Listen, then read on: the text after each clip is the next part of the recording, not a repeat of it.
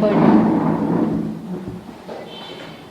दुसऱ्या अध्यायाच्या जवळजवळ आता शेवटच्या भागाकडे येतो.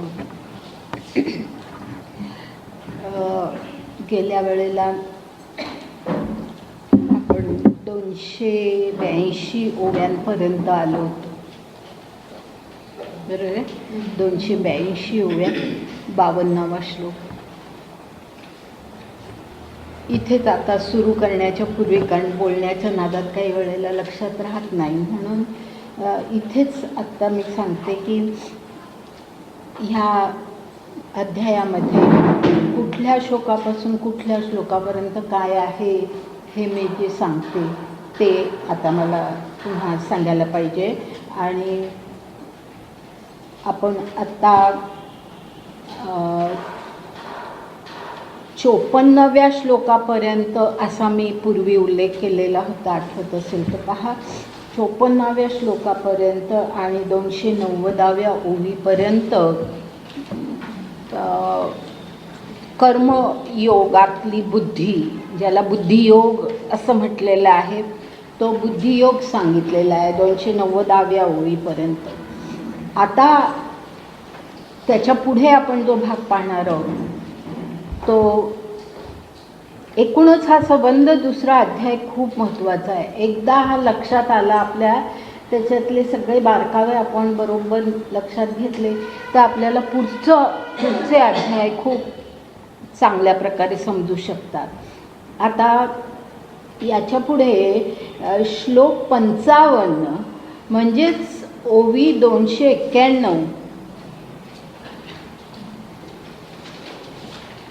ते श्लोक 72, ओवी 291 श्लोक 72 ते ओवी 375.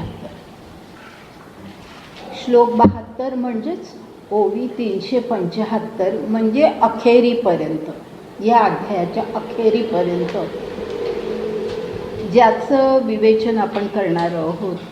ती एक ह्या गीतेमधली अत्यंत महत्त्वाची संकल्पना आहे आणि ती म्हणजे स्थितप्रज्ञ. स्थितप्रज्ञ म्हणजे काय हे आपल्याला आता 55व्या श्लोकापासून ते 72व्या श्लोकापर्यंत, म्हणजेच अगदी या अध्यायाच्या अखेरीपर्यंत आपल्याला ते पाहायचं आहे. त्याच्या आधी आता फक्त आपण 252 श्लोक तर आपण पाहिलेलेच आहे, 282 ओव्या आपण पाहिलेल्या आहेत. आता त्याच्या पुढचा थोडासा राहिलेला जो भाग आहे तो आपण पाहणार आहोत, म्हणजेच आपण 290व्या ओवीपर्यंत येणार आहोत. आणि त्याच्या पुढे जो भाग आहे तो स्थितप्रज्ञाचं विवेचन आहे की स्थितप्रज्ञ म्हणजे काय. आणि एकूण अर्जुनाने विचारलेला नंतरचा प्रश्न आणि कृष्णाने त्याला दिलेलं उत्तर, हे सगळं फार महत्त्वाचा भाग आहे. आणि ही स्थितप्रज्ञ ही जी कल्पना आहे ना, ही कल्पना अगदी नीट समजावून घ्या. कुठेही काही लक्षात आलं नाही तर जरूर विचारा, कारण स्थितप्रज्ञ म्हणजेच पुढे संबंध गीतेमध्ये जे काही उल्लेख केलेले आहेत की ज्ञानी कसा असतो, भक्त कसा असतो, योगी कसा असतो, असे निरनिराळे उल्लेख, गुणातीत कसा असतो, हे जे सगळे उल्लेख जे पुढे येणार आहेत ते सगळे उल्लेख हे स्थितप्रज्ञाचीच लक्षणं आहेत, थोडी वेगळ्या स्वरूपात आहेत. कारण गुणातीत म्हटलं की त्रिगुणाचा उल्लेख करून मग तो गुणातीत कसा होतो हे आपल्याला पाहायचं आहे. पण गुणातीत म्हणजेच स्थितप्रज्ञ. स्थितप्रज्ञ जो असतो तो गुणातीत असतो, स्थितप्रज्ञ जो असतो तो ज्ञानी असतो, स्थितप्रज्ञ जो असतो तो कर्मयोगी असतो, म्हणजे योगबुद्धीने कर्म करणारा. स्थितप्रज्ञ जो असतो तो अर्थातच सगळे अर्जुनाच्या पुढे जे काही आदर्श भगवंतानी ठेवलेले आहेत की तू कसा हो, तू कसा हो, हे जे लक्ष इकडे द्या, फोन विसरून जा, तो आवाज विसरून जा, लक्ष इकडे द्या की भगवंतानी अर्जुनाला तू कसा हो हे सांगितलंय. तू काय कर असं सांगण्याच्या ऐवजी आता ह्याच्या पुढच्या सगळ्या भागामध्ये तू कसा हो असं त्याला सांगितलेलं आहे. आणि तू कसा हो म्हणजेच आदर्श काय हे त्याच्या पुढे नको का, की तू कसा हो. आपण जसं लहान मुलांना सांगतो की तू असा हो, तो बघ कसा आहे, म्हणजे तो आदर्श म्हणून आपण दाखवतो. तर अशा वर्तनाचा आदर्श किंवा मानवी जीवनातला आदर्श म्हणजे काय हे ह्या स्थितप्रज्ञाच्या कल्पनेपासून पुढे आपल्याला सगळं पाहायचं आहे. आणि त्या प्रत्येक ज्ञानी किंवा योगी या सगळ्यांचं विवेचन करताना मी पुन्हा तुम्हाला ह्याची आठवण करून देईनच, पण मी आठवण न करता तुमच्या मनामध्ये ती आठवण राहिली पाहिजे की गुणातीत म्हणजे स्थितप्रज्ञ. आणि आता स्थितप्रज्ञ पाहताना आपण ह्या पुढच्या सगळ्या आदर्शांचा विचार करतो आहोत, हेही आपण मनामध्ये ठेवायचं आहे. तर असं स्थितप्रज्ञाचं विवेचन आपल्याला 55व्या श्लोकाच्या पुढे म्हणजेच 291 ओवीच्या पुढे म्हणजे भगवंतांनी जे केलेलं आहे ते विवेचन आपल्याला पुढे पाहायचं आहे.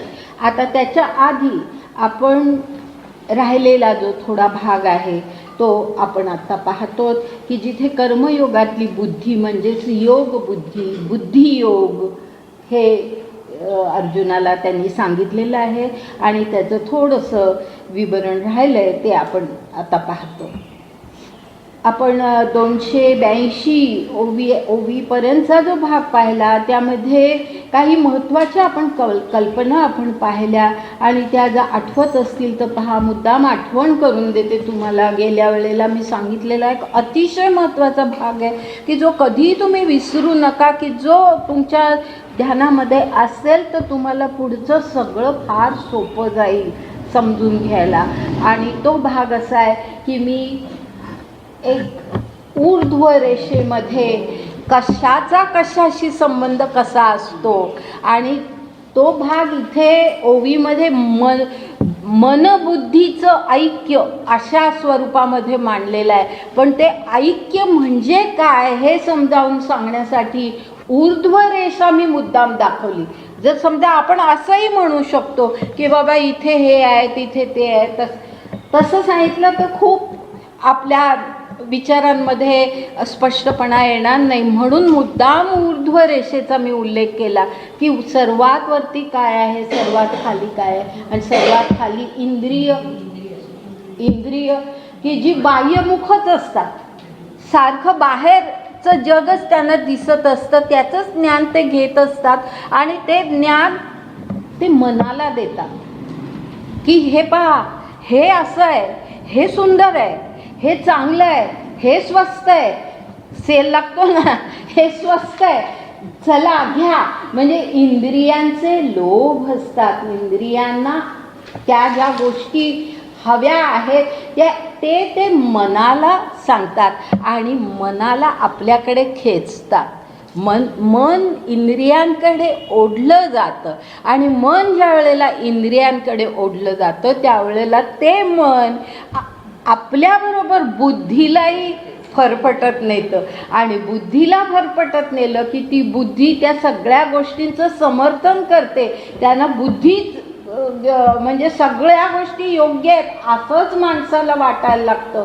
तर बुद्धीचा हा असा जो योग जर मनाशी झाला तर त्याला काय म्हणायचं, अधोमुख मन आणि बुद्धी आणि बहिर्मुख मन आणि बुद्धी. आठवतं ना गेल्या वेळेला मी सांगितलं. आणि ज्या वेळेला मन आणि बुद्धीचा योग ऊर्ध्व दिशेने होईल त्यावेळेला आपोआपच मन हे बुद्धीशी संयुक्त राहतं आणि बुद्धी ही स्वभावतः विवेक पूर्ण बुद्धी असते. बुद्धी हा शब्द जेव्हा अध्यात्मात वापरतात त्यावेळेला विवेकबुद्धी असाच त्याचा अर्थ असतो. तर त्या विवेकबुद्धीकडे ते मन आकर्षित होतं, इंद्रियांकडे आकर्षित होत नाही, विवेकबुद्धीकडे आकर्षित होतं. आणि ती विवेकबुद्धी आत्म्याशी संयुक्त राहते आणि तो आत्मा परमात्म्याशी संयुक्त राहतो. कदाचित गेल्या वेळेला हा उल्लेख माझ्याकडून राहिला असेल, पण लक्षात घ्या की आत्म्याचाच हे योग हा शब्दही तसाच आहे. मी अगदी सुरुवातीला योग हा शब्द मी सांगितला होता, त्यामुळे पुन्हा मी स्पष्टीकरण केलं नाही, पण कित्येक जण नंतर आले वर्गामध्ये म्हणून मी सांगते मुद्दाम की योग ह्याचा अर्थच असा की कशाचा कशाशी संबंध आहे, कोण कसं जोडलं गेलेलं आहे. तर ज्या वेळेला आत्मा परमात्म्याशी जोडलेला असतो, बुद्धी आत्म्याशी जोडलेली असते, मन बुद्धीशी जोडलेलं असतं आणि इंद्रिय अशा त्या योग बुद्धीनी ज्या वेळेला कार्य करतात त्यावेळेला इंद्रिय कधी लोभाला बळी पडत नाही, कुठल्याही प्रकारच्या बाह्य लोभाला बळी पडत नाही. म्हणजेच आपण असं लक्षात घ्यायचं की इंद्रिय ही बुद्धीला आपल्याबरोबर खेचून बुद्धीचा उपयोग इंद्रिय सुख मिळवण्यासाठी करतंय. मन पहा, मनाचा उल्लेख करते की मन कसं आहे, तर मन बुद्धीला आपल्याबरोबर खेचून इंद्रिय सुख मिळवण्यासाठी बुद्धीचा उपयोग करतंय का. मन बुद्धीशी एकनिष्ठ राहून, विवेकबुद्धीशी एकनिष्ठ राहून, आत्म्याशी परमात्म्याशी एकनिष्ठ राहून इंद्रियांकडून होणारी कर्म ही ज्ञानपूर्ण कर्म होतील ह्याची काळजी मन घेतंय. लक्षात आलं? म्हणजे मन दोन्ही करू शकतं. ह्याचाच अर्थ ज्या वेळेला माणूस कर्म करतो त्यावेळेला त्याची मनस्थिती काय, आपण एरवी सुद्धा म्हणतो मनस्थिती कशी आहे, ती नुसती गोंधळलेली किंवा असाच त्याचा अर्थ नाही. मनस्थिती कशी आहे तर ती बुद्धीशी जोडलेली आहे, विवेकबुद्धीशी ते मन जोडलेलं आहे का ते इंद्रियांच्या लोभामध्ये, इंद्रियांच्या सुखामध्ये गांगरलेलं आहे, हे विचारात घ्यावं लागतं. आणि असं ह्याला म्हणतात योगस्थ राहून कर्म करणं. याला म्हणतात योगस्थ राहून किंवा योगबुद्धीनी, दुसराही शब्द योगबुद्धीनी कर्म करणं, योगस्थ राहून कर्म करणं. आणि योग म्हणजे काय, आत्म्याचा परमात्म्याशी, बुद्धीचा आत्म्याशी, मनाचा बुद्धीशी हा योग, ऊर्ध्व दिशेने असलेला हा योग, योगस्थ राहून कर्म करणं, हा बुद्धियोग आहे. ह्याला बुद्धियोग म्हटलेला आहे. आणि असा जो बुद्धियोग आहे, मग एका महत्त्वाच्या गोष्टीचा उल्लेख भगवंतांनी केलेला आहे की ह्या अशा बुद्धियोगाशी तुलना करता कर्म हे अगदी कमी प्रतीचं आहे ना. आठवतं ना, कर्म हे अगदी कमी प्रतीचं आहे असं त्यांनी म्हटलंय की ज्याच्यामुळे अर्जुनाचा गोंधळ झालाय आणि आपलाही गोंधळ होऊ शकतो. ही कर्म कमी प्रतीचं म्हणजे कर्माला काही महत्त्व नाही, ज्ञानाला महत्त्व. अरे ज्ञानी माणूस जर समजा कर्म न करता नुसताच बसून राहिला, त्या ज्ञानाचा उपयोग काय. त्या ज्ञानाचा उपयोग चांगलं कर्म करण्यासाठी आणि इतरांकडून घडवून आणण्यासाठी त्या ज्ञानाचा उपयोग झाला पाहिजे ना. तर म्हणजेच कर्म हे अशा प्रकारे झालं पाहिजे. आणि तसं जर ते झालं नाही, म्हणजेच सकाम कर्म जर झालं तर ते बुद्धियोगापेक्षा कनिष्ठ कर्म आहे. आणि निष्काम कर्म जर झालं तर ते अर्थातच बुद्धियोगानुसार झालेलं आहे. लक्षात आलं? मी गेल्याही वेळेला हे सांगितलं. सकाम कर्म आणि निष्काम कर्म हा त्याच्यातला भेद आपण लक्षात घ्यायला पाहिजे. हे एक महत्त्वाचे विचार आपण गेल्या वेळेला पाहिले. अगदी शेवटच्या ओवीपर्यंत मी आता जात नाही, कारण याच्यामध्ये मी जे काही आत्तापर्यंत बोलले त्याच्यामध्ये हा जवळजवळ सगळा भाग आलेला आहे. आता पुढे आपण जाऊया आणि 283 ओवी जी आहे तिथपासून पुढे आता आपण जातो. इंद्रियांची या संगती जिये पसरू होतसे मती. इंद्रियांची या संगती जिये पसरू होतसे मती, ते स्थिर होईल मागुती आत्मस्वरूपी. आता पसरू होतसे मती ह्याचा अर्थ मी गेल्या वेळेला जो एक शब्द विखुरलेली बुद्धी असा शब्द वापरत होते, आठवत असेल तर पहा. विखुरलेली बुद्धी म्हणजे आत्ता हे पाहिजे, ते मिळालं तर आणखी काहीतरी पाहिजे, हे जे सारखं आपल्याला पाहिजे पाहिजे पाहिजे हे आपला सगळा लोभ असतो. आणि मग तो लोभ पूर्ण झाला नाही की मग क्रोध आला. हे सगळं म्हणजे ती बुद्धी विखुरलेली असते, ती स्थित नसते, ती कुठल्याही एका ठिकाणी स्थिर नसते, ती विखुरलेली असते. त्याला पसरू होतसे मती म्हटले. पसरू होतसे मती म्हणजे ती स्थित नाही, ती स्थिर नाही, ती एकाग्र नाही, ती विखुरलेली आहे. अशी जी इंद्रियांच्या बरोबर जर बुद्धीचा संयोग आला तर मग बुद्धी विखुरलेली होते. इंद्रियांची या संगती जी पसरू होतसे मती, ते स्थिर होईल मागुती. ते म्हणजे ती बुद्धी ते स्थिर होईल मागुती आत्मस्वरूपी. म्हणजे ती बुद्धी मागुती म्हणजे नंतर पुन्हा जरी समजा ती विखुरलेली आहे तरी सुद्धा कालांतराने ज्या वेळेला ज्ञान साध्य होईल, ज्या वेळेला परमात्म स्वरूपाचं ज्ञान, आत्मस्वरूपाचं ज्ञान ज्या वेळेला साध्य होईल त्यावेळेला ती बुद्धी पुन्हा मागुती म्हणजे ती जी विखुरली आहे ती पुन्हा मागे येईल. म्हणजेच काय, ती आत्मस्वरूपामध्ये स्थिर होईल. म्हणजे आत्मस्वरूपामध्ये ती पहिल्यांदा स्थिर असते. लहान मुलं पहा, लहान मुलं निरागस असतात असं आपण म्हणतो. त्यांच्या डोळ्यातले भावसुद्धा इतके निरागस असतात, कारण त्यांना कुठलंही वैर द्वेष, मला हे हवं, हे सुरुवातीला काही नसतं.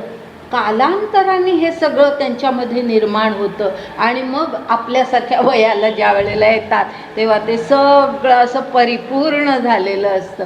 तर ती बुद्धी जी विखुरलेली आहे ती मागुती येईल, म्हणजे पुन्हा ती स्थिर होईल. आणि कुठे स्थिर होईल तर आत्मस्वरूपामध्ये ती स्थिर होईल.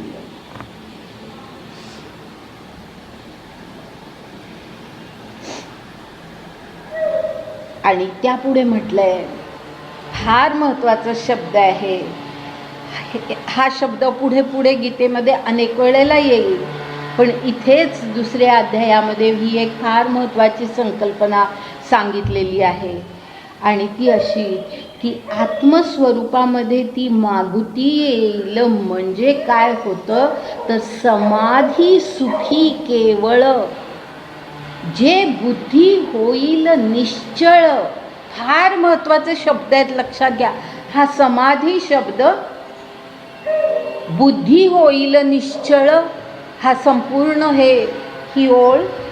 समाधी सुखी केवळ, जै बुद्धी होईल निश्चळ, तै पावसी तू सकळ योग स्थिती असं हां. आता समाधी ह्याचा अजिबात चुकीचा अर्थ घेऊ नका, कारण समाधी म्हटलं की आपल्याला डोळ्यासमोर कोणीतरी श्रेष्ठ गुरूची समाधी, आता ज्ञानेश्वरांची समाधी, म्हणजे जिवंतपणी त्यांनी घेतलेली समाधी. काही गुरु असे असतात की ज्यांच्या मृत्यूनंतर त्यांना सामान्य माणसासारखं त्यांचं दहन न करता त्यांना पुरलं जातं आणि तिथे समाधी बांधली जाते, जशी अरविंदांची समाधी आहे. तर असं अनेकांची अशी समाधी असते. तर ती समाधी, त्याचा उल्लेख ह्या ठिकाणी नाही आहे. हे नीट लक्षात घ्या की समाधी सुख केवळ असं म्हटलंय. म्हणजे ते मृत्यूनंतरची समाधी किंवा ते एकदा समाधीमध्ये गेल्यानंतर होणारा मृत्यू म्हणून अशा प्रकारची ती समाधी नाही.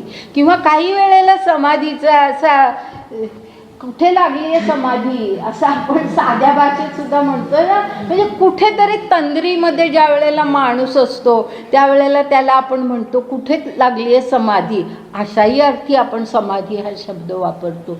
पण या ठिकाणी जरी तंद्री हा शब्द असला ना तरी इतकी सखोल तंद्री ती आहे की ती अशी सामान्य माणसाची समाधीच नव्हे. आणि म्हणून त्याला समाधी सुख म्हटले. आणि म्हणजे काय मग समाधी याचा अर्थ काय? तर समाधी ह्याचा अर्थ अगदी एका वाक्यामध्ये, आपल्याला थोडा विस्तार मी नंतर करणारच आहे, पण अगदी एका वाक्यामध्ये आपल्याला पाहिजे असेल तर आपण असं म्हणू शकू की ज्या वेळेला बुद्धी आत्मज्ञ होऊन, बघा मी काय शब्द वापरते, ज्या वेळेला बुद्धी आत्मज्ञ होऊन आत्मस्थ होते, दोन शब्द वापरले, लक्षात आलं? ज्या वेळेला बुद्धी आत्मज्ञ होते म्हणजे तिला आत्म्याचं ज्ञान होतं. आणि आत्म्याचं ज्ञान ह्याचा अर्थ काय की आपल्याला सगळ्यांनाच माहिती आहे की आपल्याला आत्मा आहे, असं आपल्या हिंदू संस्कृतीमध्ये आपण म्हणतो की प्रत्येकाचा आत्मा वगैरे वगैरे. पण आत्मज्ञान किंवा आत्मज्ञ होणं ह्याचा तो अर्थ नाही आहे.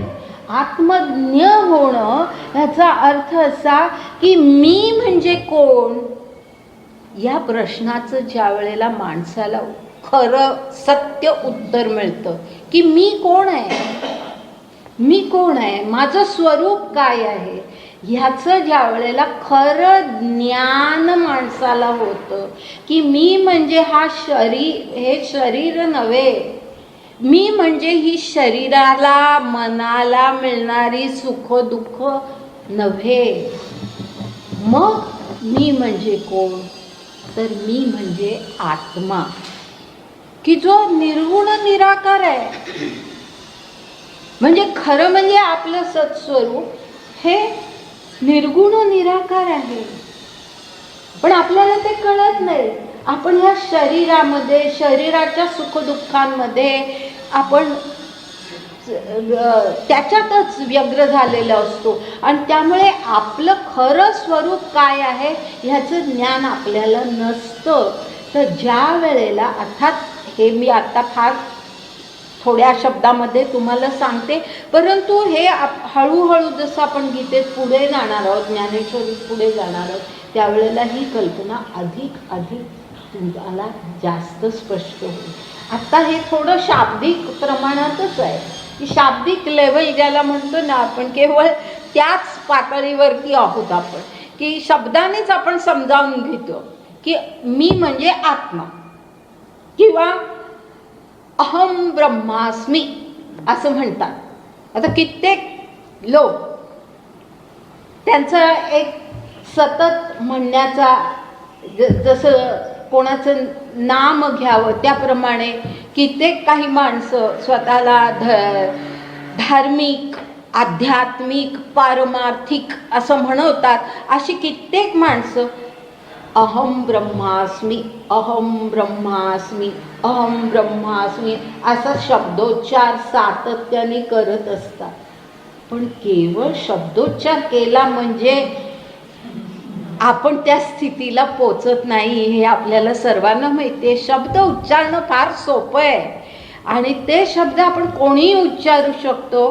पण आत्म्याचं ज्ञान होणं, अहम ब्रह्मास्मी ह्याचा अनुभव येणं, ही गोष्ट ही सामान्य पातळीवरची नाही आहे, ती फार उच्च पातळी आहे आणि ती हळूहळू आपल्या लक्षात येईल. पण या ठिकाणी हा जो समाधी सुख हा शब्द जो वापरला आहे तो अशा प्रकारे वापरला आहे त्या की एका वाक्यामध्ये आपण असं म्हणू शकू की बुद्धी आत्मज्ञ होणं म्हणजे आत्म्याचं ज्ञान, ह्याचाच अर्थ मी म्हणजे शरीर नव्हे, मी म्हणजे आत्मा, हे ज्ञान अनुभवाला येणं. नुसतं ज्ञान होणं म्हणजे शाब्दिक नव्हे, अनुभवाला येणं फार कठीण आहे, फार कठीण आहे. आपण देहामध्ये इतके गुंतलेलो आहोत. ब्रह्मज्ञाचे सोय, ब्रह्मचे जीवत्व हे शब्दच झाले ना पुन्हा, हे शब्दच झाले ना. माऊलीने सांगितलं, पण आपल्याला अनुभव येणं हे केवळ शब्द माहिती असून, अनेक ओव्या पाठ असून, अनेक शब्द आपल्याला माहिती असून आपल्याला तो अनुभव येतो असं नाही. आत्म्याचं ज्ञान होणं म्हणजे काय हे हळूहळू आपल्याला आणखी स्पष्ट होत जाईल. त्यावेळेला ते माऊलीचे शब्दसुद्धा अधिक स्पष्ट होतील. सुंदर शब्द आहेत, पण ते स्पष्ट व्हायला आपल्याला अजून खूप पुढे जायचं, खूप पुढे जायचं. तर आत्मज्ञ होणं म्हणजे मी आत्मा आहे याचं ज्ञान होणं आणि आत्मस्थ होणं. आत्मस्थ म्हणजे आत्मस्थित, आत्मस्थित ज्याची बुद्धी आत्मस्थित झालेली आहे तो समाधी सुख अनुभवतो. साधे शब्द सांगते मी, आता शब्दच लक्षात घ्या, पण हळूहळू तुम्हालाच पुढे आपण जसजसं जाऊ त्यावेळेला तुम्हालाच हे शब्द आपोआप अधिकाधिक स्पष्ट व्हायला लागतील की बुद्धी आत्मज्ञ होणं आणि मग आत्मज्ञ झाल्यामुळे ती आत्मस्थ होणं, तिथे स्थित होणं. तिथे स्थित होणं, आत्म्यामध्ये स्थित होणं आणि तो आत्मा परमात्मा आहे. परमात्म्याशी त्याचा संपर्क आहे, परमात्म्याचा तो अंश आहे असं आपण म्हणतो. पण अंश याचा अर्थ चुकीचा घेऊ नका की अंश म्हणजे माझ्यात थोडा तुमच्यात थोडा, कारण अंश याचा अर्थ तो होतो ना की थोडा थोडा थोडा हिस्सा आपला प्रत्येकाच्या वाट्याला आला, असा अंश नाही आहे. अंश ह्याचा अर्थ पूर्ण परमात्म्याचं स्वरूप म्हणजेच आत्मा, म्हणजेच तो आत्मा की जो शांत आहे, जो स्थित आहे, स्थिर आहे, ज्ञानपूर्ण आहे, तो परमात्माच आहे. तो परमात्म्याशीच त्याचा संपर्क आहे. आणि परमात्मा ईश्वर ह्याच्या कल्पना आपल्याला पुढे गेल्यावर आणखीन जास्ती स्पष्ट होणार आहेत की परमात्मा ज्याला आपण म्हणतो त्याच्यामध्ये आपल्यामध्ये असलेला ईश्वर, सर्व जगामध्ये असलेला ईश्वर आणि आपल्या जगोत्तीर्ण ज्याला म्हणता येईल, जगोत्तीर्ण ईश्वर, इंग्लिशमध्ये त्याला म्हणतात transcendental level, the god at transcendental level, म्हणजे त्या लेवलला तो आहे. तो हे ईश्वराचं जे स्वरूप आहे ना ते आपल्याला हळूहळू पुढे आणखीन स्पष्ट होईल. पण या ठिकाणी आपण एवढंच लक्षात घेऊ की आत्म्याचं ज्ञान होणं आणि आत्म्यामध्ये स्थित होणं, अशी ज्या वेळेला अनुभव येतो त्यावेळेला समाधी सुख लाभतं. समाधी सुख लाभतं म्हणजे ही समाधी म्हणजे ज्याला आपण समाधी म्हणतो ती नव्हे, हे लक्षात घ्या. तर समाधी ह्याचा फार सुंदर आणि फार वेगळा अर्थ आहे. पुढेही तो येणार आहे, तिथे तिथे आपण पाहत जाऊ. समाधी सुखी केवळ जय म्हणजे ती बुद्धी, जय बुद्धी होईल निश्चळ, किंवा समाधी सुखामध्ये ती गेली की ती बुद्धी कशी होते, ती निश्चल होते. ती चंचल राहत नाही. जी बुद्धी इंद्रियांशी मनाशी संपर्कात असते ती बुद्धी चंचल होते. पण जी बुद्धी आत्म्याशी आणि परमात्म्याशी संयुक्त होते ती बुद्धी चंचल नसते, ती निश्चल असते. निश्चल म्हणजे स्थित. स्थित, मी मुद्दाम स्थित शब्द वापरते, ह्याचं कारण आपल्याला पुढे स्थितप्रज्ञ शिकायचं. स्थितप्रज्ञ. आता बुद्धी म्हणजे प्रज्ञा, बरोबर आहे ना? बुद्धी म्हणजे प्रज्ञा, आणि ती प्रज्ञा निश्चल झाली म्हणजे बुद्धी स्थित झाली. बुद्धी स्थित झाली, प्रज्ञा स्थित झाली म्हणजेच स्थितप्रज्ञाची अवस्था प्राप्त झाली. म्हणजेच स्थितप्रज्ञाची अवस्था प्राप्त झाली. समाधी सुखी केवळ जयी बुद्धी होईल निश्चळ, तै पावसी तू सकळ योगस्थिती. म्हणजे अर्जुना, असं तुझ्या बाबतीत झालं ना की तू खरा योगी होशील. तुला योगस्थिती, जी मी योगस्थिती आत्तापर्यंत सांगितली, ज्ञान म्हणजे काय तेही सांगितलं, कर्मामध्ये ज्ञान कसं असलं पाहिजे तेही मी तुला सांगितलं. ती जी योगस्थिती आहे ती स्थिती तुला प्राप्त होईल. आता तुम्ही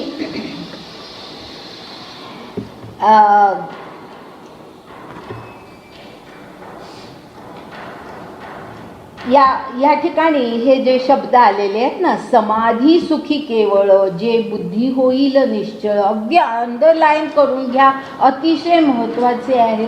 कारण स्थितप्रज्ञ म्हणजेच त्याचा अर्थच तो आहे.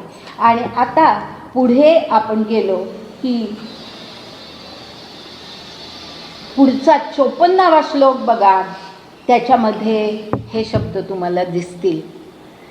54वा श्लोक बघितला की स्थितप्रज्ञस्य का भाषा समाधिस्थस्य केशव. म्हणजे अर्जुन केशवाला विचारतोय, अर्जुन कृष्णाला विचारतोय की कृष्णा मला सांग की स्थितप्रज्ञ ज्याला तू म्हटलंयस, आता स्थितप्रज्ञ असा काही शब्द आत्तापर्यंत भगवंतांनी वापरलेला नाही, अर्जुन वापरतोय.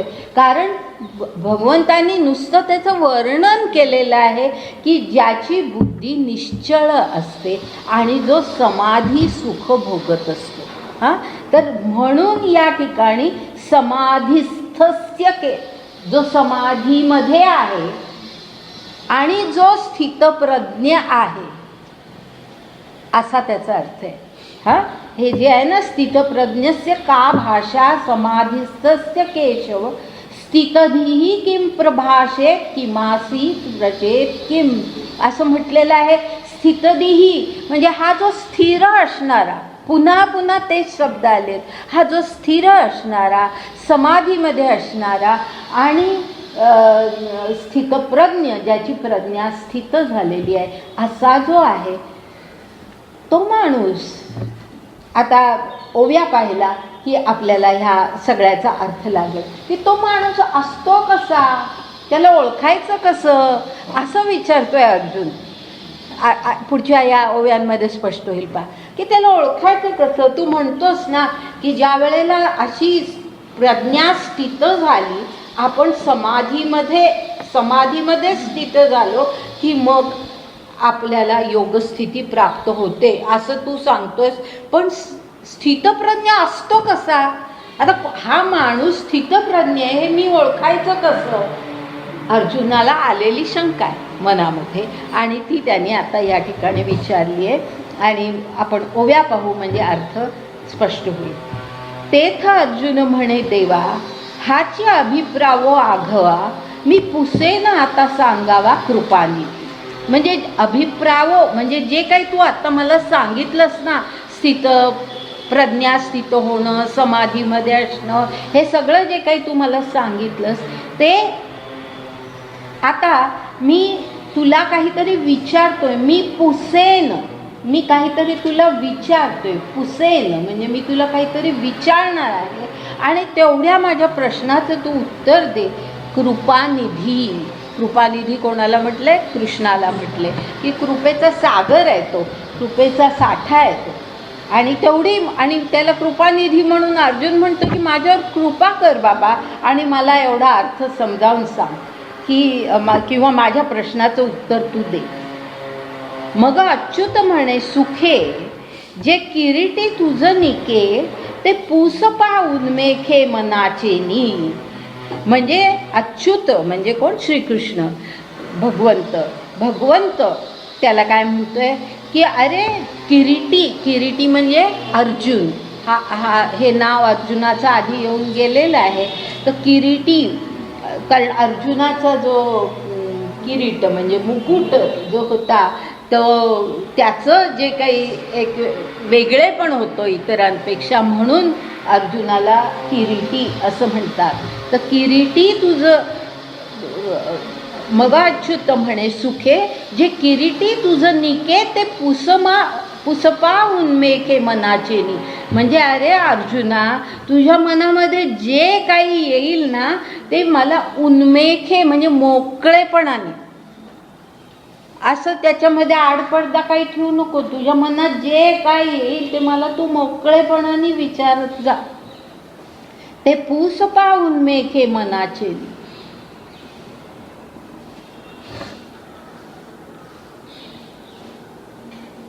या बोला पार्थे म्हणितले सांगपाक श्रीकृष्णाते काय म्हणिपे स्थितप्रज्ञाते ओळखो केवी. म्हणजे अरे श्रीकृष्णा मला सांग बाबा की स्थितप्रज्ञ असं ज्याला तू म्हणतोय, ज्याची बुद्धी स्थित आहे असं तू म्हणतोय, त्याला ओळखायचं कसं? ओळखो केवी, मी कुठल्या, त्याची काय लक्षणं आहेत?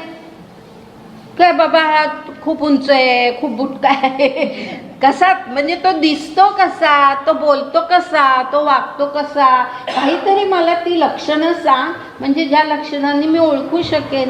तर ओळखो केवी म्हणजे मी त्याला ओळखायचं कसं? आणि स्थिरबुद्धी जो म्हणजे ज्याला तू स्थिरबुद्धी म्हणतोयस तो कैसा चिन्ही जाणीजे, म्हणजे त्याची बाह्य चिन्ह काय? तेच आता मी जे सांगितलं, बाह्य चिन्ह काय? जो समाधी सुख भुंजे अखंडित, म्हणजे जो समाधी सुखामध्ये अखंडित निरंतरपणे राहतो असा तो जो आहे, त्याची बाह्य चिन्ह काय ते मला तू सांग. तो कवणे स्थिती असे, तो कवणे स्थिती असे, कैसे निरूपी विलसे, देवा सांगावे हे ऐसे लक्ष्मीपती. मला वाटतं हे अगदी सहज कळतंय ना सगळ्यांना. कवणे स्थिती असे कैसेनी रूपी विलसे, ह्याचा अर्थ तो कसा, म्हणजे तो रूपी विलसे म्हणजे त्याला ओळखायचं कसं म्हटल्यानंतर त्याचं काहीतरी रूप, कशा रूपामध्ये तो वावरतो जगामध्ये काहीतरी सांग. तर कैसेनी रूपी विलसे, देवा सांगावे हे ऐसे लक्ष्मीपती. तव हा एक, ही जी ओळ आहे ना महत्वाची ओळ आहे हा. तव परब्रह्म अवतरणू जो षड्गुणाधिकरणू तो काय तेथ नारायणू बोलू तू असे. कोणाला ही ओळ आठवते? मी कुठेतरी याचा उल्लेख केलेला होता. कोणाला काही आठवते? हा, ह्या ज्ञानेश्वरीच्या वर्गात आपण कृष्णावरती ज्या वेळेला मी बोलले होते, कृष्णाचं लौकिक जीवनातलं अलौकिकत्व अशा विषयावरती मी 3 दिवस जे बोलत होते, त्यामध्ये ह्याच गोष्टीचा मी उल्लेख केला होता. आठवत असेल तर पहा की ज्ञानेश्वरांनी, तिथे मी असं म्हटलं होतं की ज्ञानेश्वरांनी असं स्पष्टपणे म्हटलं आहे ज्ञानेश्वरीत की श्रीकृष्णाचं वर्णन करताना त्यांनी असं म्हटलं आहे, परब्रह्म अवतरणू म्हणजे परब्रह्माचा अवतार. श्रीकृष्ण कसा आहे? परब्रह्माचा अवतार आहे. आणि अवतार ही कल्पना पुढे आणखीन येणारच आहे, पण अगदी आपल्याला सर्वांना माहिती आहे की अवतार ह्याचा अर्थच असा की जी ती शक्ती आहे, ती शक्ती खाली येणं, अवतरित होणं, ह्याचा अर्थ ती शक्ती आपल्यासाठी खाली येणं, तो अवतार असतो, तो ईश्वराचा अवतार असतो. तर हा परब्रह्म अवतरणू म्हणजे श्रीकृष्ण कसा आहे? परब्रह्माचा अवतार आहे. आता ह्या ओळीमध्ये सगळं भगवंताचं, श्रीकृष्णाचं वर्णन आहे. पहा, परब्रह्म अवतरणू जो षड गुणाधिक रणू. आता तरी आठवलं? ज्यांनी कृष्णावरची व्याख्यानं ऐकली त्यांना काही आठवलं? षड गुणाधिक रणू काही आठवलं?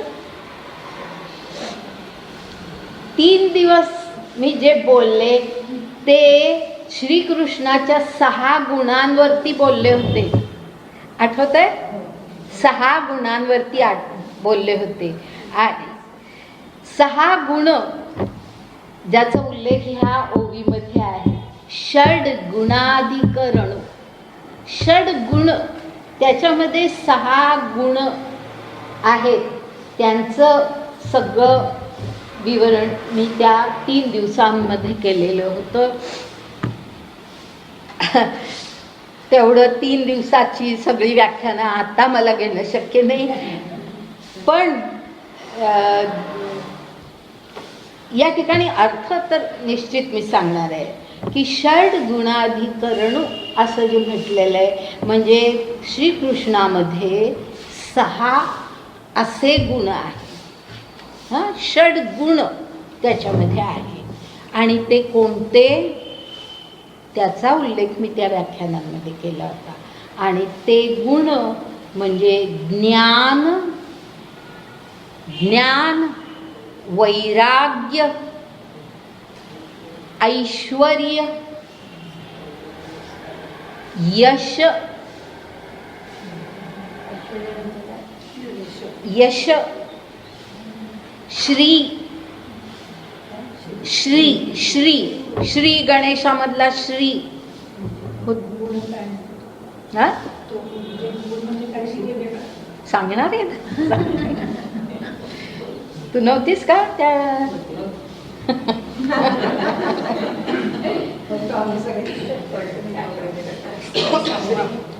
श्री, ज्ञान, वैराग्य, ऐश्वर्य, यश, श्री, औदार्य. आठवतंय? आठवतंय?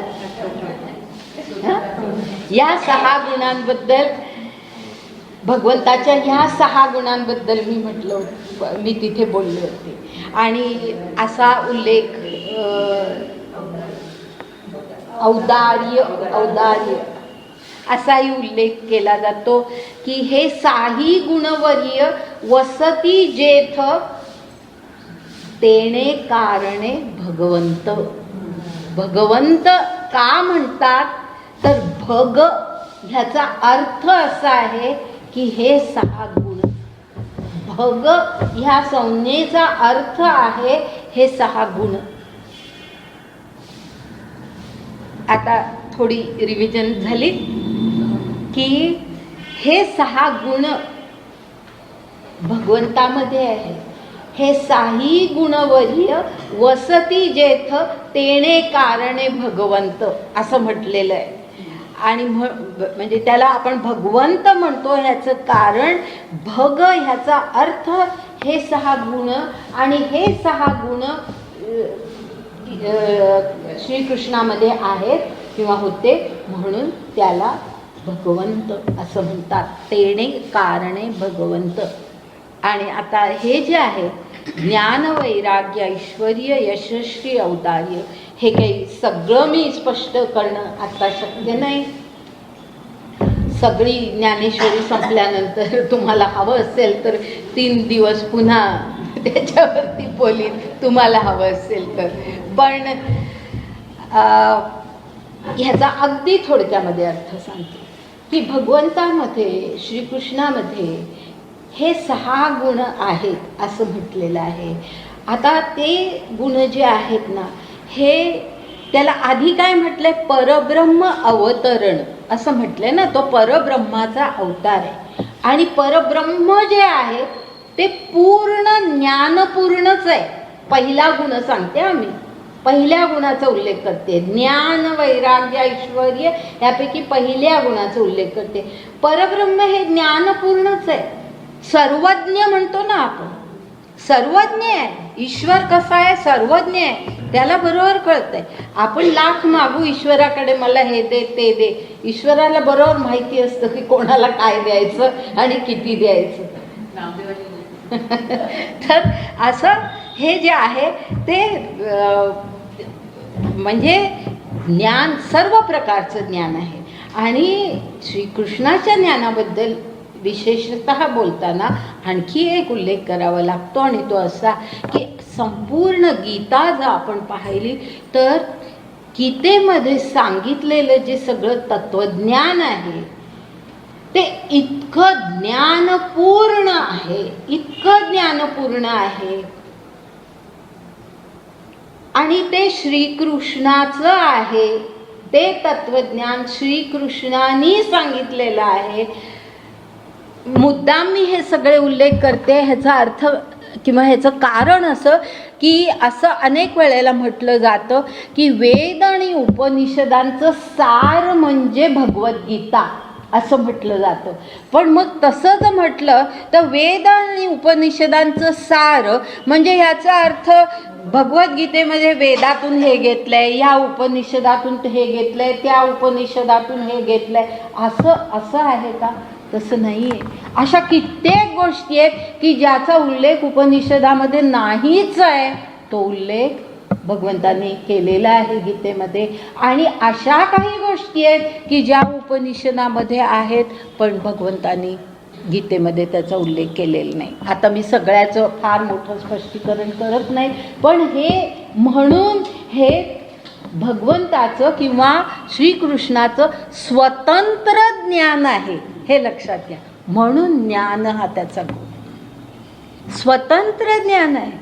केवळ इथलं घेतलं तिथलं घेतलं करतात ना लेखक, चोरी करतात, इथलं तिथलं घेऊन आपला एक लेख कुठेतरी देतात.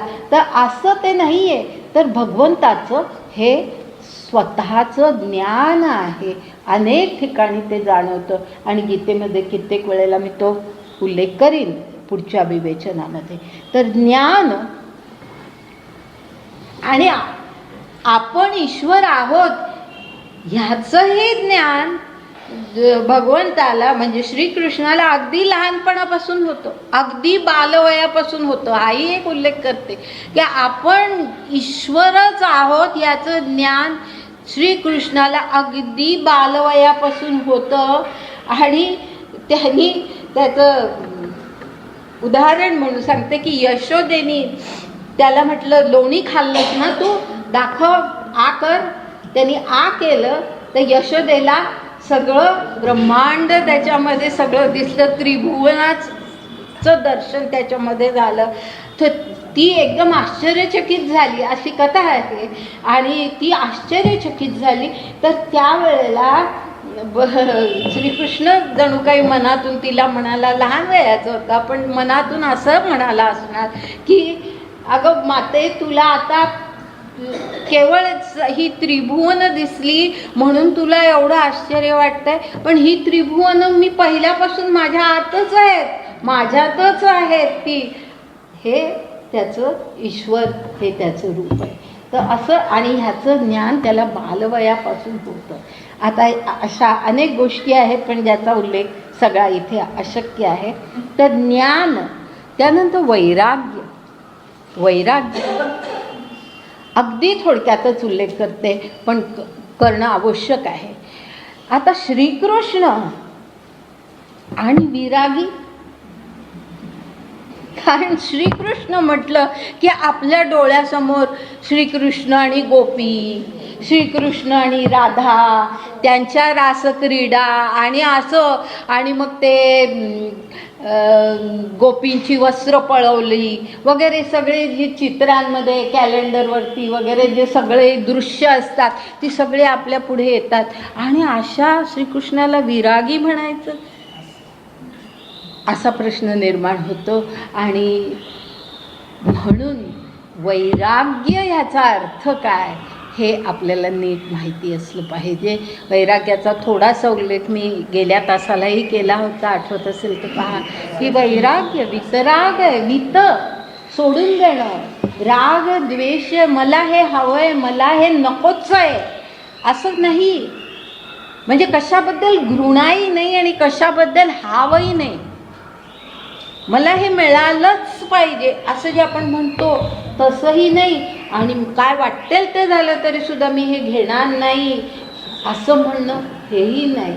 ही जी घृणा किंवा ही जी हाव हे दोन्ही नाही, राग नाही द्वेष नाही, ते वैराग्य असतं. मी एक कथाही सांगितली होती, आठवत असेल, गेल्या तासाला मला वाटतं ते झालं असेल किंवा गेल्या तासाला आठवत नाही, की विरागी कसा असतो.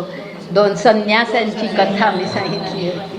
तर वैराग्य ही आंतरिक स्थिती आहे, ती काही केवळ ही वस्त्र घातली आणि अशा प्रकारे आपण राहिलो म्हणजे आपण विरागी असं नाही. अगदी चांगली वस्त्र घातली आणि सुदैवाने आपल्या आयुष्यामध्ये जर सर्व काही सुख संपत्ती आलेली असेल तर त्याच्यामध्येही आपण निरीक्षपणे का होईना परंतु जो आवश्यक आहे त्याचा उपभोग घेतला तर त्याचा अर्थ मनामध्ये आपलं वैराग्य नष्ट होतं असं नाही, पण ती आंतरिक स्थिती असते आणि त्या आंतरिक स्थितीला वैराग्य असं म्हणतात. आणि म्हणून हे जे गोपी आणि कृष्ण, राधा आणि कृष्ण किंवा कृष्णाच्या 16,000 काय 108 16,108 16 सहस्रही नाही 16,108 असा आकडा आहे. तर अशा इतक्या त्याच्या पत्नी, हे सगळं म्हणजे वैराग्य का? एवढ्या पत्नी असणारा कृष्ण कधी विरागी त्याला म्हणता येईल का? हे सगळं मी त्यावेळेला स्पष्ट केलं होतं, आता मी करत नाही. पण असं हे नाही आहे, हे सगळ्या फार चुकीच्या कल्पना आहेत. त्याला 16,000 पत्नी म्हणजे त्यांनी विवाह केला. काही विशिष्ट परिस्थितीमध्ये काही स्त्रियांशी त्यांनी विवाह केला आहे. मी स्पष्ट केलं होतं की नरकासुराच्या बंदिवासामध्ये असणाऱ्या अनेक स्त्रिया नरकासुराचा वध केल्यानंतर श्रीकृष्णाच्या पुढे आल्या आणि त्याला म्हणाल्या की आता आम्हाला कुटुंबामध्ये कोणी घेणारच नाही, तर तू आमची काहीतरी व्यवस्था कर, तूच आमच्याशी विवाह कर. आणि म्हणून कृष्णाने अशा अनेक, आणि तो आकडा 16,000 असण्याची शक्यता आहे, कारण एवढ्या बंदिवासामध्ये स्त्रिया होत्या नरकासुराच्या. तर त्या अशा प्रकारे ते विवाह झाले. पण श्रीकृष्णाचा एकाही त्या स्त्रीशी वैवाहिक संबंध नव्हता. हे आपल्याला माहिती असलं पाहिजे. तर असं हे जे सगळं आहे तर त्याचा खरा अर्थ काय हे आपण नीट पाहिलं पाहिजे. तर ज्ञान, वैराग्य, ऐश्वर्य. आता वैराग्य आणि ऐश्वर्य हे 2 फार जवळजवळ सांगितले आहेत आणि ते किती परस्पर विरोधी आहेत की वैराग्य एकीकडे म्हणायचं आणि ऐश्वर्य एकीकडे म्हणायचं, म्हणजे हे किती परस्पर विरोधी वाटतं. पण ऐश्वर्य या शब्दाचा अर्थच वेगळा आहे. ऐश्वर्य ह्याचा अर्थ सत्ता आणि सत्ता आणि मग त्याच्याबरोबर असणारी संपत्ती. पण केवळ संपत्ती असणं म्हणजे ऐश्वर्य नव्हे. ऐश्वर्य ह्याचा अर्थ तो आहे, आणि हा ऐश्वर्याचा अर्थ मी खूप विस्ताराने त्या ठिकाणी स्पष्ट केला होता आणि आता मी फार त्याच्यावर विवेचन करत नाही. तर अशी कृष्णाची सत्ता तर सर्वांवरच होती. सर्वांवर म्हणजे सर्वांवर. भीष्मसुद्धा, भीष्मांसारखा एवढा ज्ञानी माणूससुद्धा कृष्णाच्या पुढे लीन होत होता. ज्या वेळेला कृष्ण सुदर्शन चक्र घेऊन भीष्मांवरती धावला, त्यावेळेला भीष्मांनी नमस्कार केला त्याला आणि सांगितलं, तुझ्या हातून जर मला मरण येत असेल तर ह्याच्या इतकं भाग्य कुठलं कृष्णा, असं म्हटलं. पण अर्थात अर्जुनाने कृष्णाला नंतर रोखलं, म्हणजे ती वेळ पुढे येऊ दिली नाही. पण ही अशा प्रकारची सत्ता, सर्व परिस्थितींवरती सत्ता श्रीकृष्णाची होती, हे त्याचं ऐश्वर्य होतं. तर ज्ञान, वैराग्य, ऐश्वर्य, यश. आता ह्याचा मी फार विस्तार करत नाही, कारण जवळजवळ 2 तास मी त्या ठिकाणी बोलले होते या विषयावरती. आणि यश ह्याचा फक्त थोडक्यात एवढाच अर्थ सांगते की पांडवांना, म्हणजे या कौरव पांडव युद्धामध्ये पांडवांना जे काही यश मिळालं ते खरं म्हणजे कृष्णाचं यश होतं. आठवतं? जे कोणी त्यावेळेला होते त्यांना आठवत असेल. जे काही यश मिळालं पांडवांना ते खरं म्हणजे कृष्णाचं यश होतं. कृष्णाच्या हातामध्ये शस्त्रही नव्हती, कारण त्यांनी प्रतिज्ञा केली होती की मी शस्त्र बाळगणार नाही. त्यामुळे त्याच्या हातामध्ये शस्त्र नव्हती, पण सगळं युद्ध तो खेळत होता.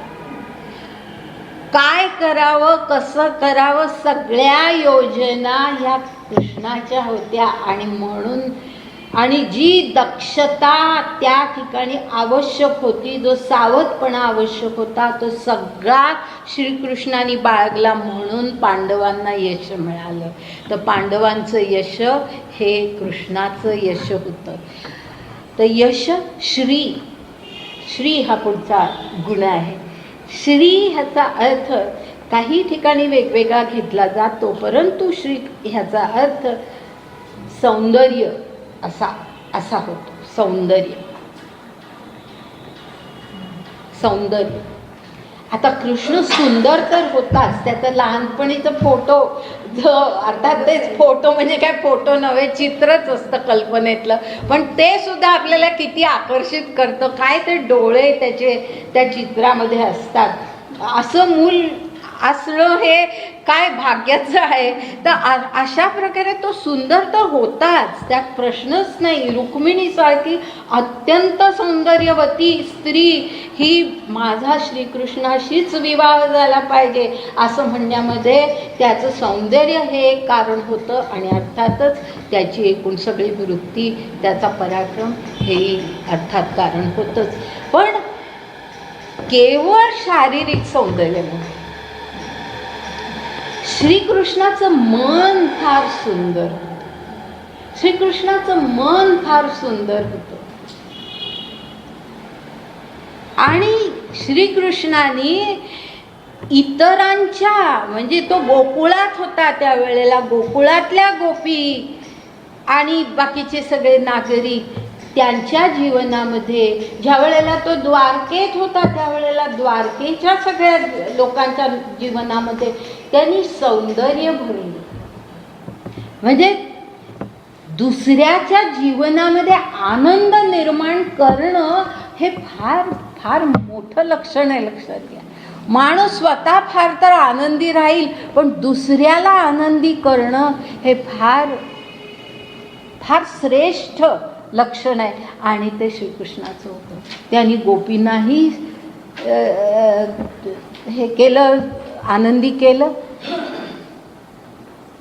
आणि सगळ्यांनाच, सगळ्या शेवटपर्यंत श्रीकृष्णाच्या पत्नी त्याच्याबरोबर अत्यंत सुखात होत्या. सर्वच माणसं ही त्याच्या बरोबर आनंदात होती. तर अशा प्रकारे त्यांनी दुसऱ्यांच्या जीवनामध्ये आनंद निर्माण केला, म्हणजे सौंदर्य निर्माण केले. आनंद, दुसऱ्यांच्या जीवनात आनंद निर्माण करणं म्हणजे त्यांचा जीवन सुंदर करणं ना. आता आपल्या प्रकाश आमटे काय, बाबा आमटे काय, कोण लोकांच्या जीवनामध्ये किती त्यांनी आनंद निर्माण केलाय पहा. हे केवढं श्रेष्ठपणाचं लक्षण आहे. हे सामान्य माणूस करूच शकणार नाही. अशा प्रकारचं काहीतरी कार्य आहे सगळं, की दुसऱ्यांच्या जीवनामध्ये आनंद निर्माण करणं. आणि सामान्य माणसंही नाही, ती कुष्ठरोगी की ज्यांच्या जीवनात खरोखरच आनंदाचा अभाव असतो, अशांच्या जीवनामध्ये आनंद निर्माण करणं यापेक्षा आणि काय पाहिजे. तर असं हे कृष्ण हा असा होता. सुदाम्याला सुद्धा त्याने किती सुखी केलं. आणि त्याच्या पुढचं जे श्री आणि त्याच्या पुढे जे औदार्य आहे ना, ते औदार्यही तसंच आहे. औदार्य कसं असतं की हे जे आहे की दुसऱ्याच्या जीवनामध्ये आनंद निर्माण करणं हे सुद्धा औदार्य आहे. आणि औदार्याचा खरा अर्थच हा आहे की आपल्या मनाचा फार मोठेपणा म्हणजे औदार्य. आपल्या मनाचा अत्यंत मोठेपणा, विशाल आपलं अंतःकरण ज्या वेळेला असतं, सगळ्यांच्याबद्दल आपण ज्या वेळेला विचार करतो, तर बाबा आमचे जो विचार करत होते, प्रकाश आमचे जो विचार करतात, काय कोणाचा विचार करतात की ज्यांच्यामध्ये कधीच आनंद निर्माण होऊ शकणार नाही, त्यांचा विचार त्यांनी केला. सामान्य लोकांचा नाही, ज्यांना खरोखरच आनंद हा अशक्य होता, त्यांचा विचार. हे केवढं व्यापक मन आहे, केवढं मोठं मन आहे. ते औदार्य व्यापक मन असणं, दुसऱ्यांचा विचार करणं. आणि ह्याचं कृष्णाच्या जीवनातल्या एका गोष्टीचा उल्लेख करते फक्त, की पहा सुदामा आणि कृष्ण हे एका गुरुचे शिष्य होते. आणि त्यावेळेला जे काही सगळ्यांचं हे असेल ते सगळं एकत्र कालवून सगळेजण आनंदाने खात होते. ह्याचं विस्मरण श्रीकृष्णाने कधीच पडू दिलं नाही. आणि ज्या वेळेला सुदामा कृष्णाला फार नंतरच्या काळामध्ये भेटायला गेला, त्यावेळेला मुठभर पोहे, गरीब होता, जास्ती काहीच घेऊन जाणं शक्य नव्हतं, मुठभर पोहे पुरचुंडीमध्ये बांधून घेऊन गेला होता आपल्या मित्रासाठी. कृष्णाने त्याचे ते पोहे आनंदाने खाल्ले. जसा तो आधी काला खात असे तसे त्याच आनंदामध्ये ते पोहे खाल्ले. आणि मग सुदाम्याला सर्व संपत्ती आणि सर्व बहाल केलं. हे जे सुदाम्याला केलं ना, ह्या ठिकाणी आपण अशीच ह्या पूर्वीच्या काळातली आणखीन एक कथा आपण जर लक्षात घेतली तर कृष्णाचं औदार्य आपल्याला अधिक कसं जाणवतं पहा. अशीच एक कथा गुरुबंधूंची, आठवतं कोणाला? अशीच एक कथा गुरुबंधूंची मी त्यावेळेला सांगितली होती, आता सांगते की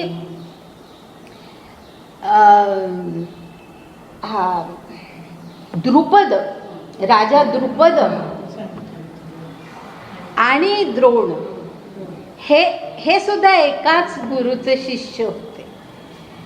आणि ज्या वेळेला त्यांचं शिक्षण पूर्ण झालं त्यावेळेला द्रुपदाने केवढी आश्वासनं दिली होती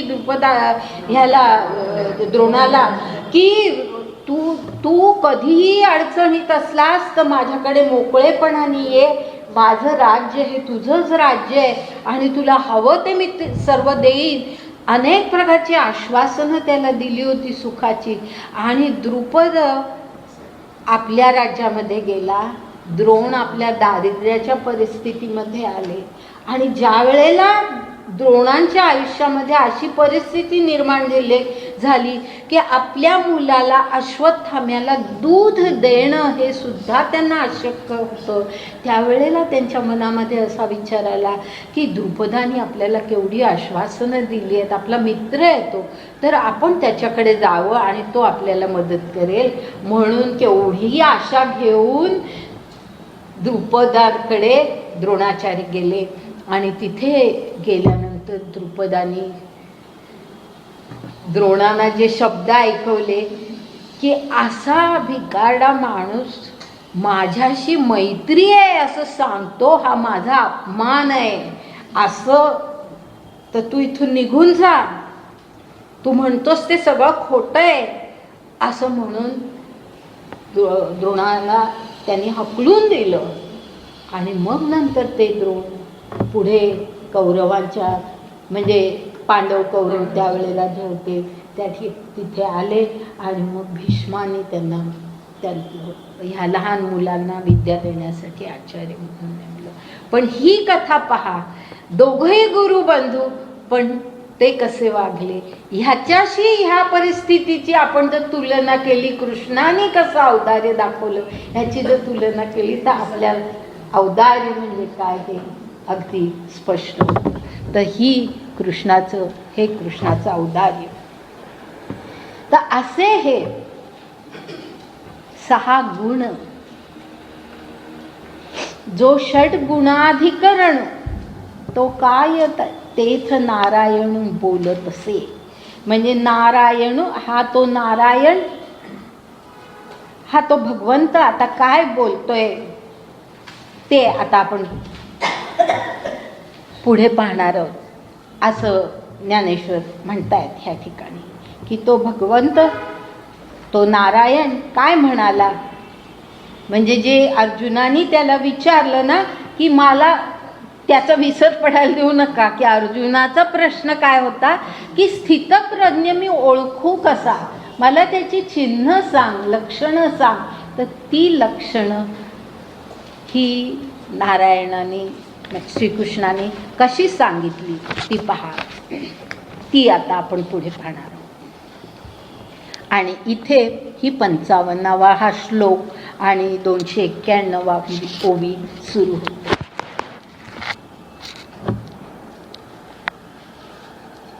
म्हणजे स्थितप्रज्ञ ह्याचं सगळं जे काही वर्णन आहे ते आता सुरू.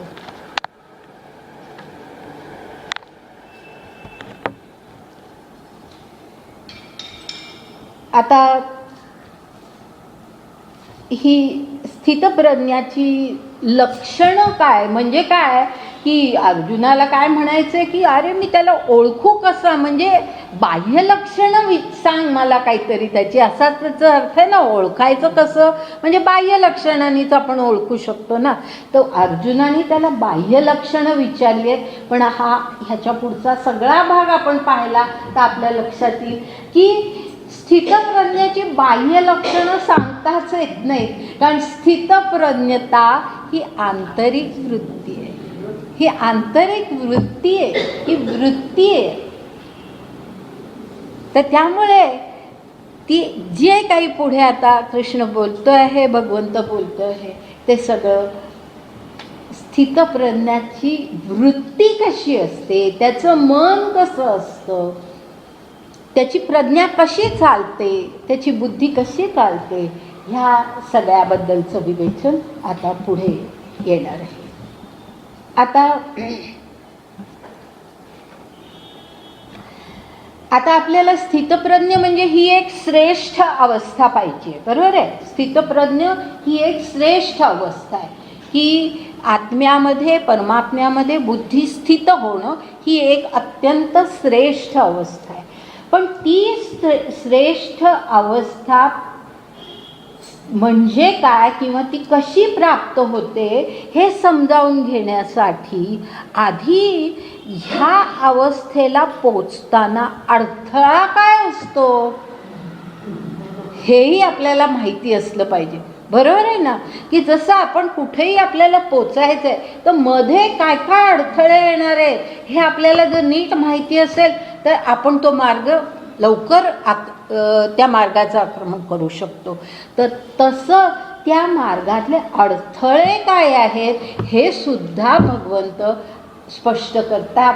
आणि अशा प्रकारे स्थितप्रज्ञात या अवस्थेला माणूस कसा पोचू शकतो हे त्या अर्जुनाला ते सांगतात. आता ते पहिल्यांदा काय म्हणतात पहा. म्हणे अर्जुना परियेसी, परियेसी म्हणजे ऐक, लक्षपूर्वक ऐक. म्हणे अर्जुना परियेसी, जो हा अभिलाषू प्रौढ मानसी तो अंतराय स्वसुखेसी करीत असे. नीट शब्द नीट लक्षात घ्या. जो हा अभिलाषू प्रौढ मानसी तो अंतराय स्वसुखेसी करीत असे. म्हणजे काय की जो माणूस म्हणा किंवा तू अर्जुना, तू किंवा आपण लक्षात घ्यायचं आहे की अडथळा आता ते सांगतायत की जो हा अभिलाषू प्रौढ मानसी, म्हणजे प्रौढ याचा अर्थ काय की अभिलाषा म्हणजे इच्छा, अभिलाषा म्हणजे इच्छा. आपल्या ज्या सगळ्या इच्छा असतात, आपल्या ज्या सगळ्या कामना असतात, अपेक्षा असतात, आकांक्षा असतात, यांना जर आपण महत्त्व दिलं, प्रौढ मानसी ह्याचा अर्थ तो आहे. प्रौढ म्हणजे त्यांना महत्त्व देणं.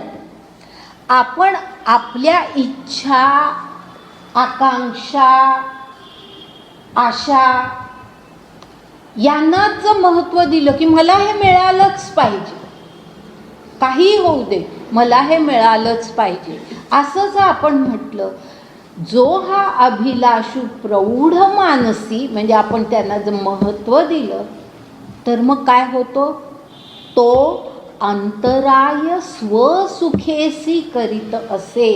म्हणजे स्वसुख ह्याचा अर्थ काय, स्वसुख ह्याचा अर्थ आत्म्यामध्ये स्थित होणं, परमात्म्यामध्ये स्थित होणं, आपल्या स्वरूपामध्ये.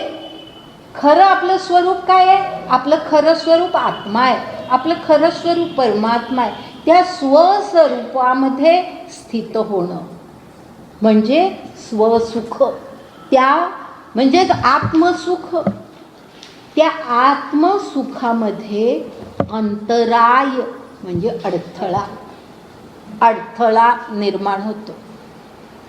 जर आपण आपल्या इच्छांनाच महत्त्व दिलं, आपल्या आकांक्षांनाच महत्त्व दिलं. आता इथे अर्जुनाची सुद्धा इच्छा काय आहे की बाबा हे मी युद्ध का करत नाही तर इथे भीष्म द्रोणांचा, माझ्या स्वजनांचा वध मला करावा लागेल, ही त्याची इच्छा आहे. म्हणजे तो त्याच्या इच्छेला, त्याच्या मनातल्या भावनेला महत्त्व देतोय. बरोबर आहे. तेच म्हणजे अर्जुनाला सांगताना हाच विचार आहे. आणि आपणही हा विचार करायचा आहे की ज्या वेळेला आपण आपल्या फक्त इच्छाच महत्त्वाच्या असं जर म्हटलं तर मग आपण स्थितप्रज्ञ या अवस्थेला कधी पोचू शकणार नाही. तर स्वसुखेसी अंतराय म्हणजे अडथळा आपण करत असतो. आता त्याच्या पुढे काय म्हटलंय, जो सर्वदा नित्य तृप्तो. पहा कसा अडथळा म्हणजे काय हे सांगताना इतकं सुंदर पुढे सांगितलंय.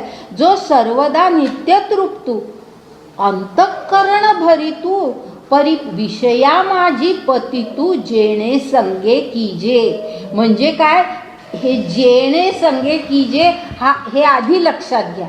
जेणे संगे म्हणजे कशा, जेणे म्हणजे काय की त्या इच्छा, आकांक्षा ह्यांचा जर आपण संग धरला, आपल्या कामना, आपल्या भावना, आपल्या इच्छा ह्यांचा जर आपण संग धरला, त्याच महत्त्वाच्या आपण मानल्या, तर काय होणार आहे की किंवा कोणी जो माणूस त्यांनाच महत्त्व देईल तो त्याचं काय होतं की जो सर्वदा नित्य तृप्तो म्हणजे तो खरं म्हणजे नित्य तृप्तो असला म्हणजे त्याची परिस्थिती काय, तो खरं म्हणजे उच्च अवस्थेला पोचत आलेला आहे. तो नित्य तृप्तो आहे. त्याच्या मनामध्ये असं सारखं हे पाहिजे ते पाहिजे असं नाही आहे. तो नित्य तृप्तो झालेला आहे. नित्य तृप्तो म्हणजे आता आणखीन काय हवंय अशी त्याची परिस्थिती नाही. तो नित्य तृप्तो झालेला आहे. पण त्या माणसाच्या अंतःकरणामध्ये सुद्धा त्या अभिलाषा भरितू, अंतःकरण भरितू याचा अर्थ तो. त्या ज्या अभिलाषा असतात, त्या ज्या कामना असतात, त्या कामना नित्य तृप्त माणसाच्या अंतःकरणामध्ये सुद्धा प्रवेश करतात. म्हणजे एखादा योगी अगदी खूप किंवा एखादा तपस्वी खूप तप करतोय, खूप श्रेष्ठ अवस्थेला पोचलाय, असा माणूस सुद्धा काही वेळेला अभिलाषांच्या बळी पडतो. अनेक ऋषींच्या अशा कथा आहेत की नाही, की ह्या अप्सरेनी त्या अप्सरेनी कसं त्या ऋषींना मोहात पाडलं, हे जे सगळं आहे म्हणजे ते हेच आहे ना. जे खरं म्हणजे नित्य तृप्त झालेले आहेत ते ऋषी, अशा अवस्थेला पोचलेले आहे, पण तरी सुद्धा काही ना काही कारणाने ती अभिलाषा एकदा का मनात आली की मग ती अंतःकरण भरितू, मग ते अंतःकरण म्हणजे मन, बुद्धी, मग त्या आत्म्याचा विसरच पडून जातो. असं सगळं आत्मा परमात्मा सगळं दूरच राहतं आणि असा तो अंतःकरण भरितू होते ती अभिलाषा. आणि मग तो माणूस काय होतो, विषया माझी पतितू आहे ना. ऋषींच्या कथा अशाच आहेत ना, विषया माझी पतितू. हा नव्हतेच. नित्य तृप्तू म्हणजे नित्य तृप्तू ह्याचाही अर्थ हा थोडा अशाच प्रकारे घ्यायचा असतो की नित्य तृप्त असलेला माणूस पूर्ण ह्याला स्थितप्रज्ञ अवस्थेला पोचलेला नसतो. तो बराच वाटचाल केलेली असते. पुढे आहे बघा, पुढचे अगदी ओवीच आहे अशी. मी पुढे जाते म्हणजे लक्षात येईल की अगदी अशीच ओवी आहे पुढे. तर विषया माझी पतितू जेणे संगे कीजे, म्हणजे एकदा त्या अभिलाषाचा संग केला की हे अशी परिस्थिती होते. तो कामू सर्वथा जाये जयाचे आत्मतोषी मन राहे तोची स्थितप्रज्ञ होये पुरुष जाणे. लक्षात, म्हणजे कामू ती जी कामना आहे ती सर्वथा जाये, सर्वथा असं म्हटलेलंच आहे. म्हणजे नित्य तृप्त माणसाची कामना पूर्ण गेलेली असते असं नव्हे. लक्षात आलं. तर ती अवस्था जर आली, कामू म्हणजे कामना जर सर्वथा गेली, जयाचे आत्मतोषी मन राहे, म्हणजे आत्मानंद जो आहे की आपण आत्मसुखामध्येच व्यग्र राहणं, त्याच्यामध्येच आपलं सुख मानणं, बाकी जी सगळी सुख जगातली आहेत त्यांचा विसर पाडणं, अशी जर परिस्थिती झाली तर तोच स्थितप्रज्ञ होऊ शकतो. थोडंसं अजून घेते हां, कारण मला त्या ओवीपर्यंत जाण्याची इच्छा आहे म्हणून घेते. नाना दुःखी प्राप्ती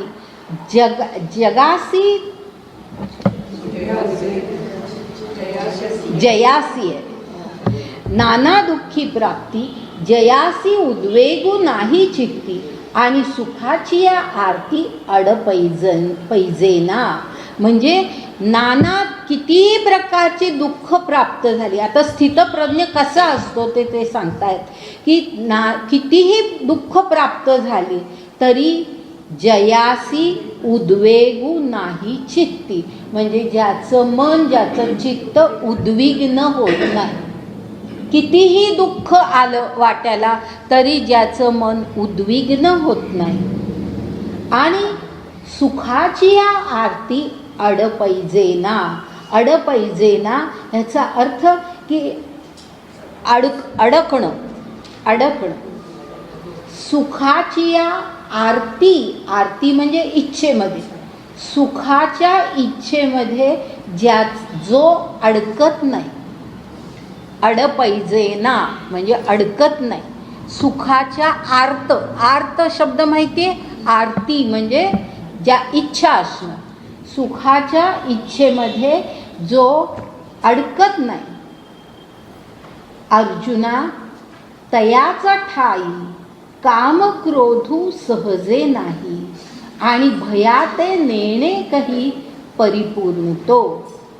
म्हणजे तो माणूस परिपूर्ण असतो की अर्जुना ज्याच्या ठिकाणी काम क्रोध सहज सुद्धा निर्माण होत नाही. काम क्रोध, जरा ना फोन बंद ठेवत जा, पूर्ण बंद ठेवत जा. काम क्रोध सहजपणे सुद्धा निर्माण होत नाही. ज्याच्या ठाई म्हणजे ज्याच्या मनामध्ये काम क्रोध सहजपणे सुद्धा निर्माण होत नाही. कारण काम ह्याचा अर्थ कामना, काम ह्याचा चुकीचा अर्थ घेऊ नका. काम ह्याचा अर्थ काही वेळेला आपण फक्त म्हणजे कामेच्छा या अर्थाने घेतो, तसा अर्थ नाही. इच्छा, कामना म्हणजे काम. आता काम आणि क्रोध ह्या गोष्टी बरोबरीनेच येतात. कशा की काम आला म्हणजे कामना निर्माण झाली आणि ती कामना पूर्ण झाली नाही की क्रोध आला. मग ज्या माणसामुळे, ज्या परिस्थितीमुळे कामना पूर्ण होत नाही त्याच्यावरती चिडायचं म्हणजे क्रोध आला. तर काम क्रोधू सहजे नाही म्हणजे अजिबात नसतो, अंश सुद्धा ज्याच्यामध्ये नसतो. आणि भयाते नेणेकही म्हणजे त्याला कसलंही भय नसतं, निर्भय असतो. कारण भय कधी निर्माण होतं पहा, भय कधी निर्माण होतं की ज्या वेळेला आपल्याला आयुष्यामध्ये कामना असतात, मला हे हवंय ते हवंय, हे करता करता सगळ्यांनी आपापला विचार करून पहा. चुकतो तर झालं, पण हे करता करता आपण पसारा वाढवत असतो की नाही. प्रत्येकाने आपल्या घराचा विचार करून पहा.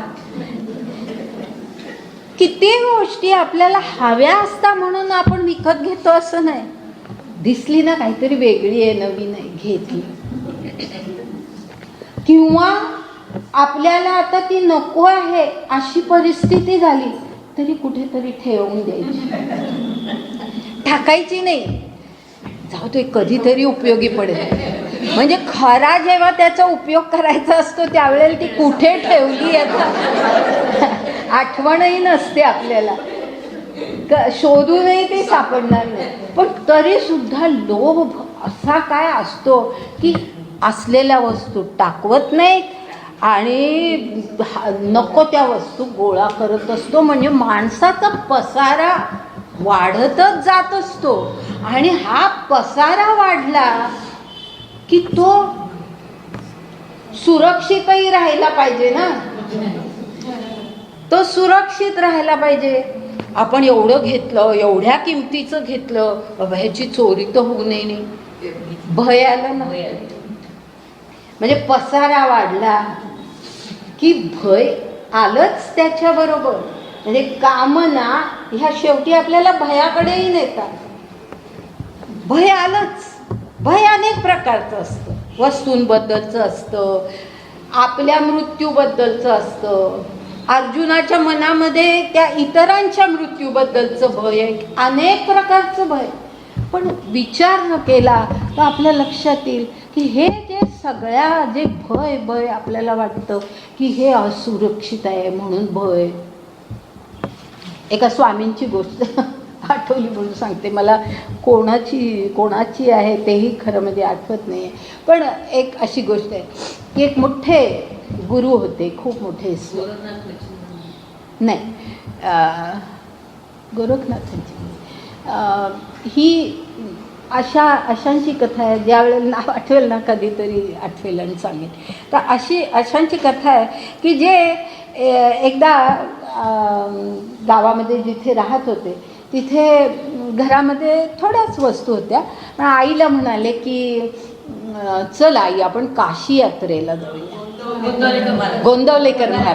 गोंदवलेकर महाराजांची कथा की आपण काशीला जाऊया. तर आई अत्यंत आनंदित झाली की काशी यात्रा माझी घडवून आणतोय. कारण त्या काळामध्ये काशी यात्रेला जाणं आणि परत येणं हे काही आजच्यासारखं नव्हतं. तर माझा मुलगा मला काशी यात्रा घडवतोय ह्याचा खूप आनंद. पण ती म्हणाली की हो रे बाबा, मला खूप आनंद होतोय खरा, पण भीती एकच वाटते, म्हणजे घरात किती वस्तू आहेत आणि चोरीला गेल्या तर काय करायचं. कारण तो काळ असा होता ना की घरानं कुलपंसुद्धा लावण्याची पद्धत नव्हती, तर चोरीला गेल्या तर काय करायचं. तर गोंदवलेकर महाराज म्हणाले की आई तू काही काळजी करू नको, मी त्याची सगळी व्यवस्था करतो. ही आपली शांतपणे झोपली. सकाळी उठून पाहते तर सकाळपासून आपली माणसं येतात घरामध्ये. कोण हे घेतंय जातंय, कोण खुर्च्या उचलतंय जातंय, कोण आणि काय उचलतंय बाहेर जाते. तिला काही कळे ना. ती म्हणाली अरे हे काय या लोकांनी चालवलंय. तर गोंदवलेकर महाराजांनी आईला सांगितलं की अगं आपल्या घरात काहीच नसलं मग भीती कसली चोराची. सगळी तुझ्या मनातली भीती घालवली की नाही मी, अगदी सुरक्षित. तर हे असं म्हणजे पसारा वाढवला की भय हे आलंच.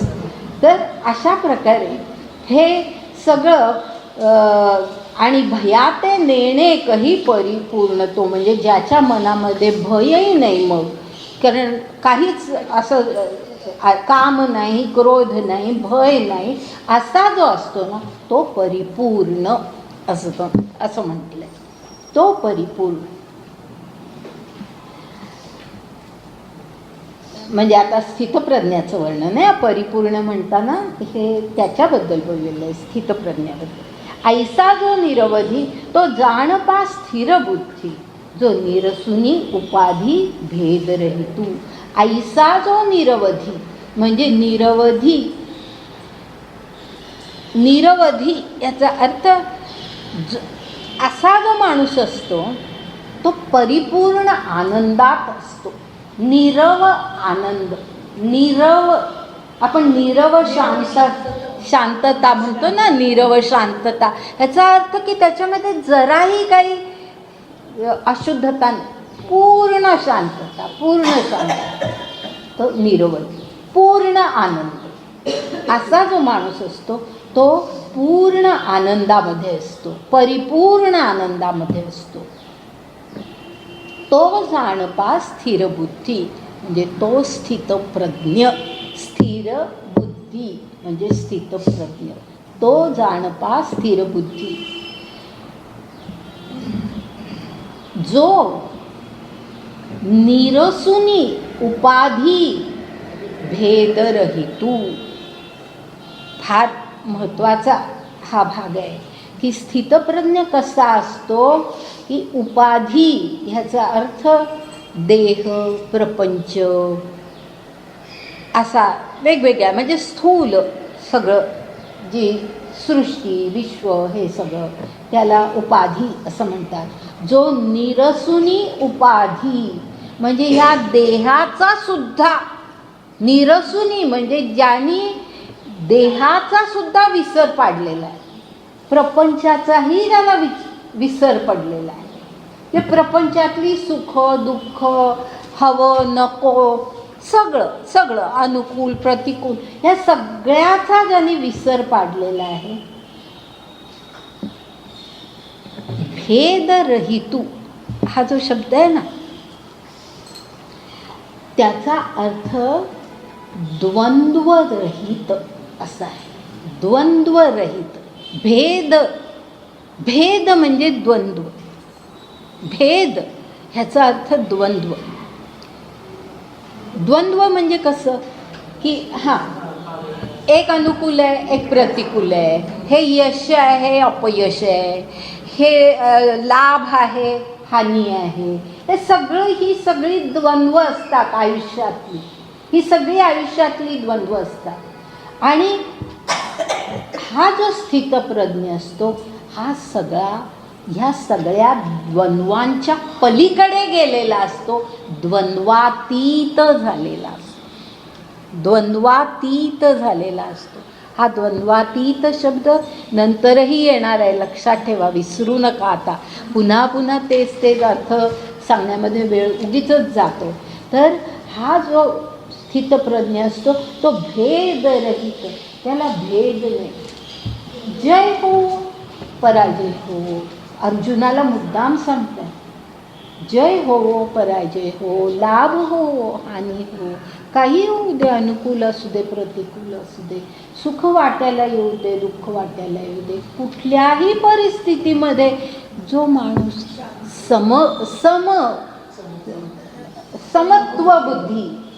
समत्व बुद्धी हा शब्द आलेला आहे आधी, समत्व बुद्धीने असतो, जो दोन्ही परिस्थितींकडे समानतेने पाहतो, इकडेही जात नाही तिकडेही नाही, ह्याचाही काही परिणाम नाही त्याचाही. सिसॉ असतो ना, सिसॉ माहिती ना, सिसॉ इकडे जातो तिकडे जातो, पण मधली जी परिस्थिती असते ना तीही द्वंद्वातीत, इथेही नाही तिथेही नाही, अशी मधल्या परिस्थितीमध्ये अशी ही द्वंद्वातीत परिस्थिती. तर तो असा भेदरहित असतो. मला वाटतं मी आता थांबते. मला थोडंसं त्या मगाशी काहीतरी बोललो त्याच्याबद्दल मला सांगायचं होतं, पण ते येईल त्यावेळेला मी सांगेन, किंवा तुमचं तुम्हालाच पुढे सांगते. आता पण इथे थांबू, 6 वाजले.